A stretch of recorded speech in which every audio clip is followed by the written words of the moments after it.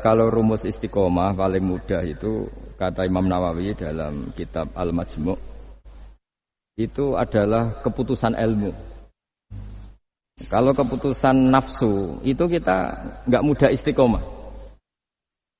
Imam Nawawi mencontohkan begini, misalnya habis maghrib kita istiqomah baca Yasin. Itu cara pemaknaan itu baca Yasin itu kebaikan. Sehingga nanti kalau kita batalkan karena anak kita sakit atau karena ada orang tua kita sakit, kemudian kita ke rumah sakit mengantarkan, ini juga tidak mengganggu istiqomah baca Yasin. Karena maknanya adalah baca Yasin kebaikan, ditinggalkan untuk kebaikan yang bentuknya lain. Jangan seperti istiqomah versi ghairu ahlil ilm yang dikatakan orang-orang yang tidak ahli ilmu.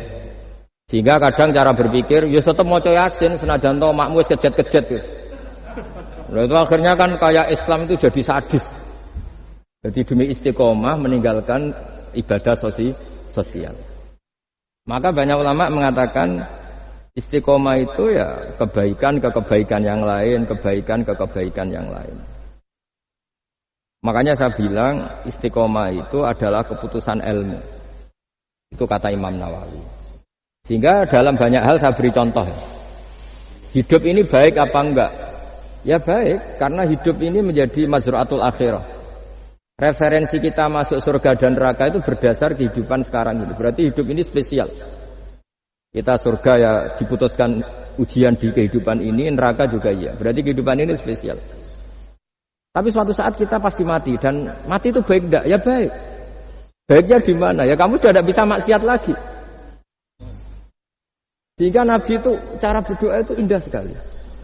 Allahumma ahyini ma kanatil hayatu khairan li wa tawaffani ma kanatil wafatu khairan li.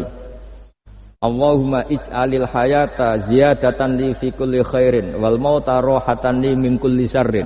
Segampang itu Nabi melihat kehidupan dan mati. Mengajarkan kita, tentu mengajarkan kita. Ya Allah, jadikan hidup ini, anggap saja saya ini masih menambah budi-budi kebaikan. Kalau saya mati, anggap saja ini berakhirnya semua maksiat saya. Mungkin sekarang kita ada zina, mungkin sekarang kita ada korupsi, tapi potensi itu tetap ada. Yang bisa mengakhiri potensi itu apa? Ya mati. Maka mati itu tidak problem bagi orang-orang baik. Kalau sampai anggap problem berarti agak kurang baik. Jadi sehingga ya hidup itu ya biasa, mati. Saya ini termasuk kiai muda yang nggak pati takut mati, ya biasa. Hidup ya mau, mati ya mau, ya biasa aja. Karena begitu indah ajaran Nabi. Ij'alil hayata ziyadatan li fi kulli khairin wal mauta rohatan li min kulli syarrin. Dan kalau ada kematian berarti anggap akhir dari segala keburukan. Maka berkali-kali saya ngomong, orang-orang alim dulu itu sudah pinter. Kalau ada badan narkoba, penjahat mati, itu tetangganya tetap disuruh bilang, ini orang baik, dia saksikan dia. Tetangganya protes semua, baiknya di mana orang nakal gitu. Padahal kiainya bilang baik kan sudah mati, tidak bisa apa-apa sudah. Artinya ada sisi kebaikan dalam kematian, yaitu segala keburukannya, bahkan potensi keburukannya menjadi berakhir. Jadi masalah nikmat juga gitu. Orang berharap bisa hidup itu sesuai rencananya.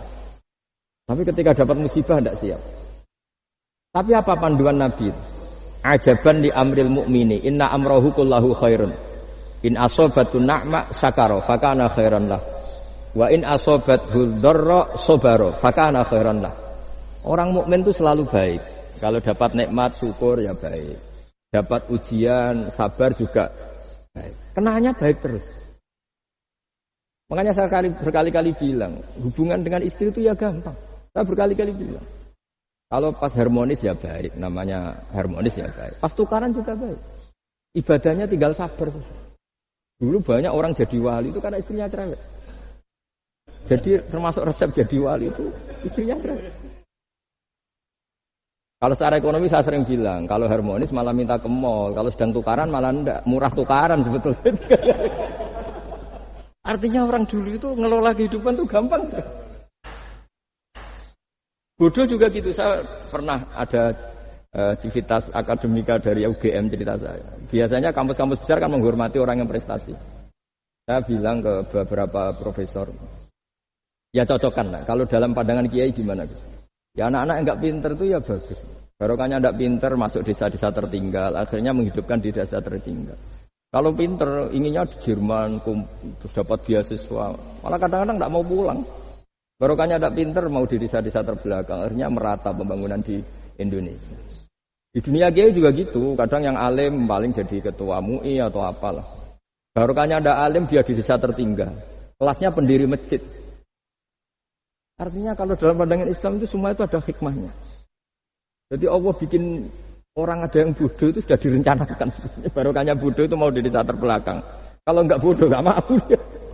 Ya itu cara Allah untuk menyebarkan kebaikan. Ya ini kan fatwa ala kiai, sampean jangan buka. Wah ini berarti bikin itu Gus, berarti orang bodoh ya hebat. Ya memang hebat, Allah sudah merencana, tapi ya jangan dimasifkan. Orang bodoh jumlahnya sudah banyak lah, tidak usah ditambah. Tapi ini cerita, terus sampean Allah itu sudah punya rencana. Allah itu sudah punya rencana. Jangan sampai kita ini nggak tahu rencana Tuhan. Makanya akhir dari kesimpulan orang-orang itu, orang-orang baik, subhanak rabbana subhanak rabbana ma khalaqta hadza batilan subhanaka faqina adzabannar. Semua yang kau ciptakan itu tidak ada yang sia-sia. Saya pernah di Korea, ini pengalaman saya. Itu rata-rata saudara kita yang ke Korea itu kan nyari uang. Ternyata setelah di sana nggak ada masjid, ya udah bikin masjid, kadang nyewa. Itu cara Allah untuk menyebarkan Islam di Korea, kadang ya lewat pekerja gitu. Dulu Indonesia sejarah yang terkenal ada Islam ya ada orang ingin kaya terus dagang ke Indonesia, orang Gujarat. Gara-gara dagang ke Indonesia terus kenal orang pribumi karena bawaannya orang Muslim ya mengkampanyekan Islam terus ada Islam. Jadi sederhana. Mbah Mun pernah cerita Harun Ar-Rasyid itu kalau punya tahanan politik itu dibuang. Itu di Irak, Baghdad. Buangnya di mana? Di Fakfak, di Irian Jaya. Makanya di Fakfak itu banyak imigran turunan apa? Arab. Itu dulu itu rival politiknya Harun Ar-Rasyid. Ketika di sana melihat orang Irian tuh pakai koteka itu bilang Urian terus jadi Irian itu. Urian itu maknanya apa?